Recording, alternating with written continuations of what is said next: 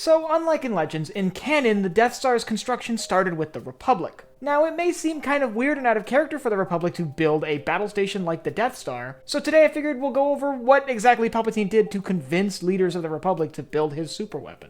I'm Colin, and this is Sci-Fi Deep Dive.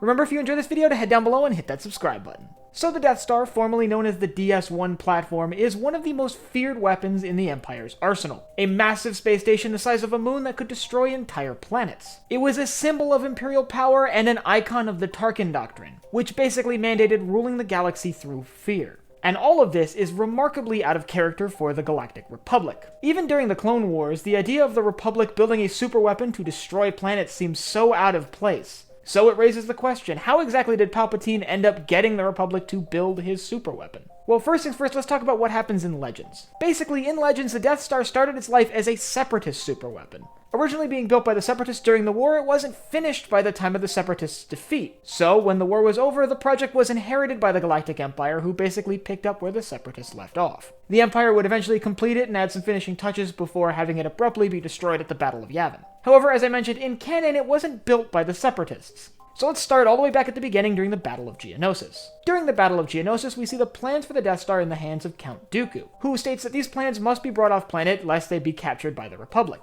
He then proceeds to bring them to Palpatine on Coruscant. Now when he hands them over to Palpatine on Coruscant, they remain on Coruscant, hidden away in some place where Palpatine is certain they won't be found. And they stay safely tucked away until the second Battle of Geonosis, where Palpatine has these plans planted in the droid factory that is destroyed during the battle. When Republic forces are combing through the wreckage of the destroyed droid factory, they find the plans for the Death Star. When the plans are examined by Republic intelligence, they deduce that the Confederacy of Independent Systems is probably building this superweapon somewhere in the galaxy, and the decision is made that the Republic should start building one of their own to counter this threat from the Separatists. I'm sure Palpatine was the first to plant that idea, but the only reason it was ever able to take hold was because the Republic feared the Separatists were building a similar weapon. After all, finding the schematics for a superweapon in one of your enemy's factories is pretty good evidence that your enemy is building said superweapon. So construction of the Death Star began over Geonosis. Constructed by Geonosians, who were led by Poggle the Lesser, who was captured during the battle, Geonosis is firmly locked down to prevent the Separatists from discovering that the Republic is building a Death Star. With construction underway on some of the basic elements of the battle station over Geonosis, the Republic then begins bringing in scientific experts who will be useful for the development of the systems on the battle station.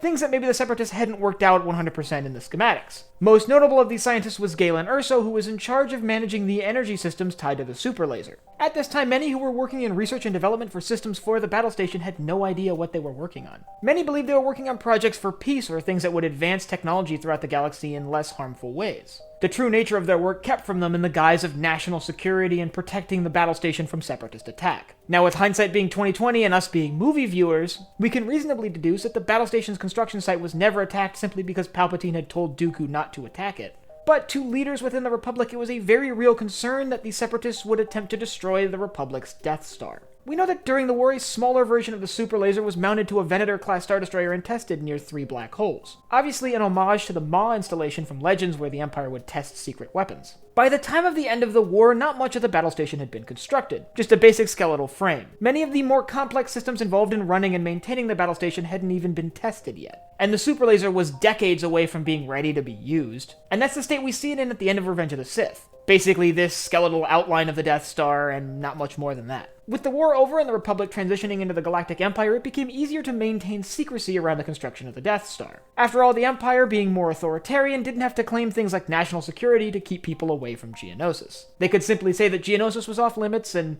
no one was allowed to visit. But that's just the beginning of its construction. The Death Star would take another 20 years of Imperial reign to be finally completed. Those first few years of the battle station's construction, however, are fascinating. We see it constructed primarily by Geonosian laborers, who just a few years earlier would have been building battle droids for the Confederacy. And now they're building a superweapon for the Republic. And all of this led by Poggle the Lesser, the Separatist leader who was instrumental in the creation of the droid army.